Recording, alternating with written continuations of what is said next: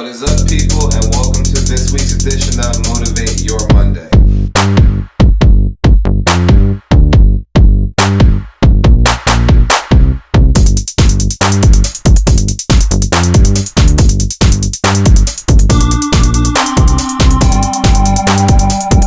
Alright, let's get right into it, guys. You read the title, you read the topic. We're talking about taking risks today. The main reason why we're talking about taking risks is a lot of people are afraid to do it.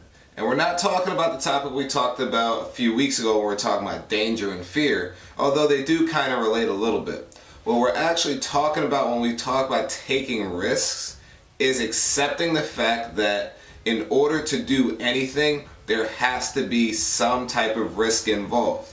And when I say that, what I'm referring to is you're not going to go past the basic levels without taking a risk. You're not going to go past the basic levels of knowledge. You're not going to go past the basic levels of expertise or the basic levels of entry-level positions when you're afraid to take a risk and invest into what may or may not happen later.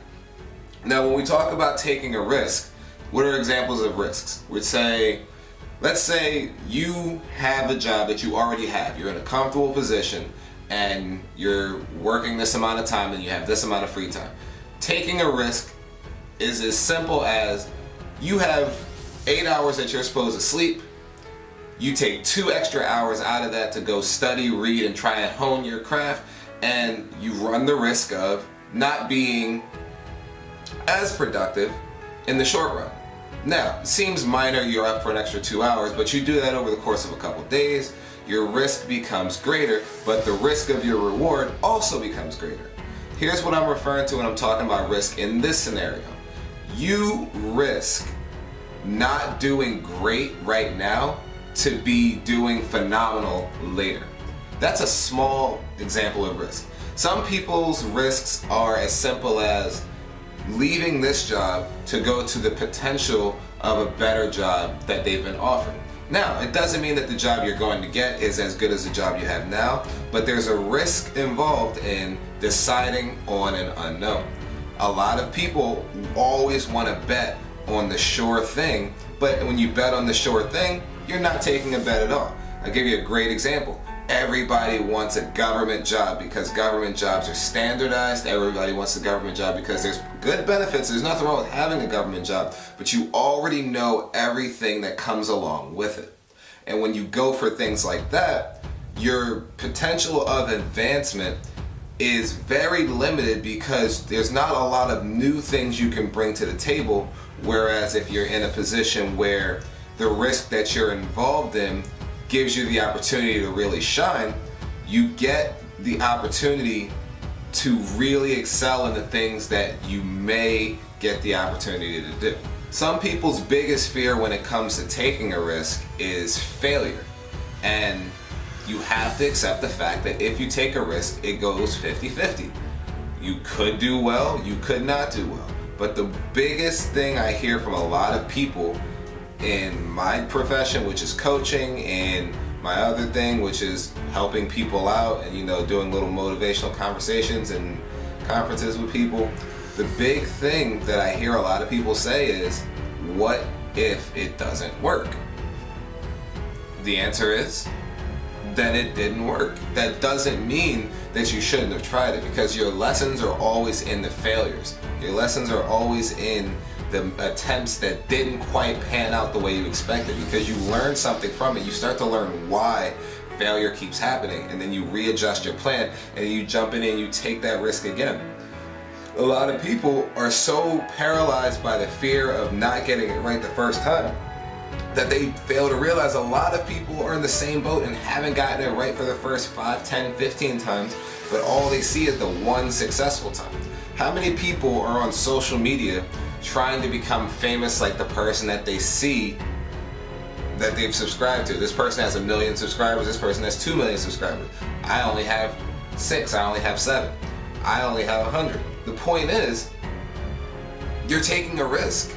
There's not a huge risk, because if it doesn't pan out for you, it's not the end of the world. But for some people, it is. And when you jump in and you take that risk, You may not get exactly what you expect, but you will always get a lesson out of that risk that you took. Don't get me wrong, people. We all have different tolerances for the risks that we're willing to take, but that doesn't mean that you shouldn't take that risk. Risking your job, risking your livelihood, risking your time, risking your family, everybody's willing to risk different things, but you have to be willing to risk something in order to be willing to gain something. One of the most profound quotes that I ever read in my life was, and I'm going to put it at the end of this video because I want you guys to hear it twice. You cannot discover new lands when you're afraid to lose sight of the shore. Basically what that means is if you're a sailor and you go out on the water, you're never going to have any new experiences if you're afraid to leave the experiences that you've had already. There's a shoreline behind me. Let's just say this little black line right here is the shoreline behind me. As I go further and further away, it gets smaller and smaller. And as a lot of people will attest to, the farther away that shoreline gets, the scarier the moment is, because there comes a certain point where you lose it. And when you lose sight of what was behind you, you have to then completely commit to what's in front of you. And a lot of people are so afraid of losing the safety net that's waiting behind them that they don't take enough steps forward. It's as simple as relationships. Some people are so afraid to completely commit to somebody in a relationship because of the power that they give that person to potentially hurt them.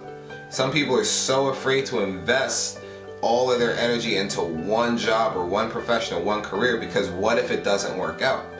That's what stands in a lot of people's way when we talk about achieving goals that are past the basic level. A lot of people are very willing to just achieve a basic goal. They'll get that government job. They'll become the manager of the store that they worked in.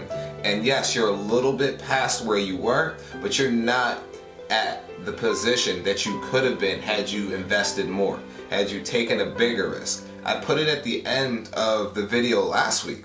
I said a lot of people will never understand their investment until they see their return.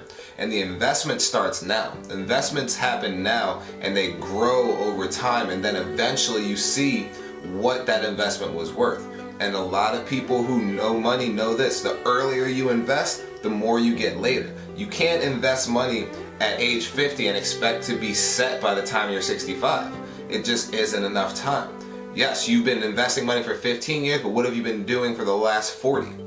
That's where a lot of people fall. They are afraid of taking risks early.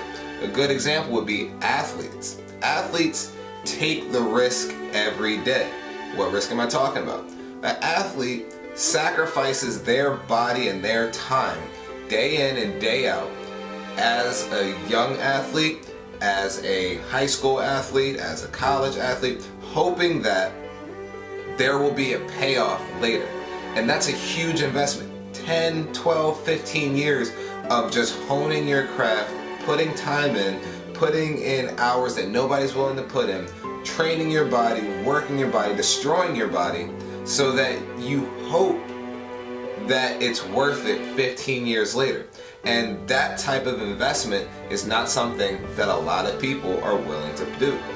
And when you're not willing to fully invest that type of focus and that type of effort into something, you can't expect the world to invest back into you. You can't expect the world to give you a return that somebody else worked for. And that's where a lot of people really have to just separate themselves and put themselves on a different level of what they're willing to work towards, what they're willing to do, what they're willing to lose if it doesn't work out. But the one thing I know as a fact is the people who invested everything, I'm not talking about the people who invested 80% and kind of had a backup plan. I'm talking about the people who really gave it everything they had. You know their names. The people who gave everything they could to what it was that they were going to do. We're talking about the Zuckerbergs, we're talking about the Jordans, we're talking about the athletes and the business people who knew their system, knew what they needed to do, and completely invested everything into it, those are the people that you know by name. Those are the people that you want to imitate, and those are the people that you want to be like, but you're not willing to do the work that they do. I talked about it a couple weeks ago. There's a video and a quote that says everybody wants to be a beast until it's time to do what beasts do. Those are beasts in their field, and you have to earn the right to be in that category. If you're not willing to put in the type of work that other people are willing to put in, then why do you feel as though you're deserving of what they got?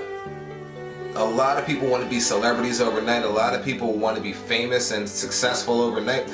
Nobody does that. Nobody receives that type of vindication suddenly. You have to be willing to invest everything into the effort and everything into the commitment in order for everything to be willing to come back to you.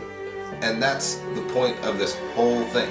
You need to be comfortable taking risks. You need to be comfortable losing things in order to be comfortable and deserving of gaining things. I tell you guys at the end of every video, and I mean it at the end of every video, success needs to be proven. Success is nothing but a theory until it's proven. So go out there, prove your theory, and prove yourself.